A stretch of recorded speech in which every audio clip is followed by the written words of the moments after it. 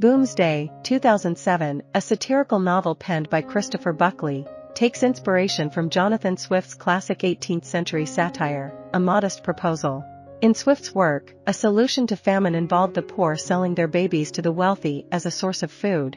In Buckley's narrative, however, the characters suggest a different controversial idea: to provide financial incentives for older Americans to willingly end their lives at the age of 75, preventing them from becoming a financial burden on the nation.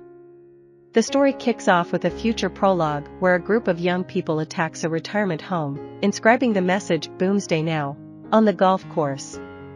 This refers to the impending mass retirement of the baby boomer generation, anticipated to strain the economy due to the associated Social Security payouts. The prologue concludes with a nonchalant mention of the vice president shooting another lawyer, purportedly in self-defense.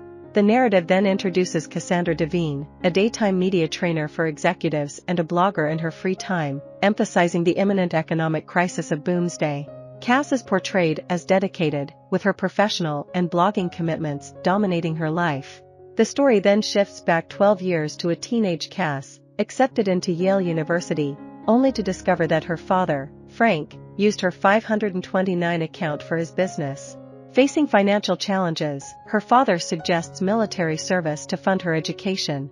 While serving in Bosnia, Cass encounters U.S. Congressman Randolph Jefferson, who takes her on an exploration outside the safe zone.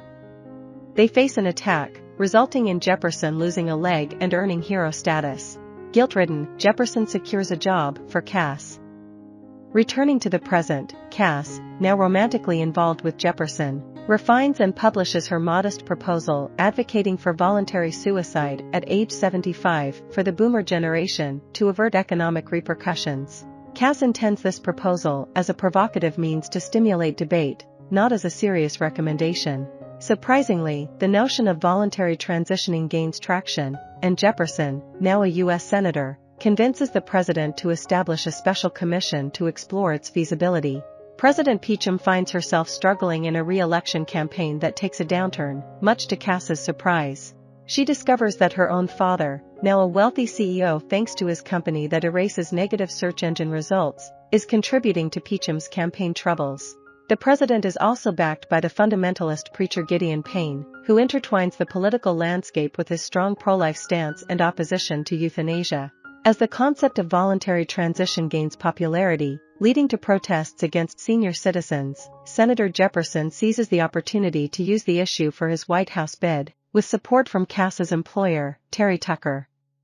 The presidential campaign descends into a whirlwind of political maneuvering. The Justice Department issues an arrest warrant for Cassandra, declaring her a fugitive.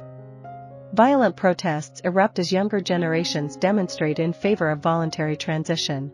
Despite making it to the Senate floor, the proposal eventually collapses. Reverend Payne, also vying for the presidency, faces failure when it's revealed he purchased software predicting people's deaths based on their habits. President Peachum narrowly wins re-election. On the eve of the election, Cass's father, Frank, resigns from his campaign position. Frank encounters legal troubles while racing his yacht, leading to his wife leaving him. President Peachum, acknowledging the warrant on Cass, requests the Justice Department to lift it. Against the protests of various groups fearing Cass's potential sabotage of the program, she is appointed as the Commissioner of Social Security. Christopher Buckley positions Boomsday as a successor to Swift's modest proposal, infusing a modern twist by suggesting that, under specific political circumstances, even an outrageous idea like addressing a financial crisis through mass suicide could be seriously debated.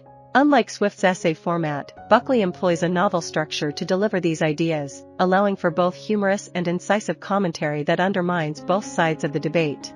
I hope you enjoyed this video. Leave a like if you did, and be sure to subscribe. Thank you.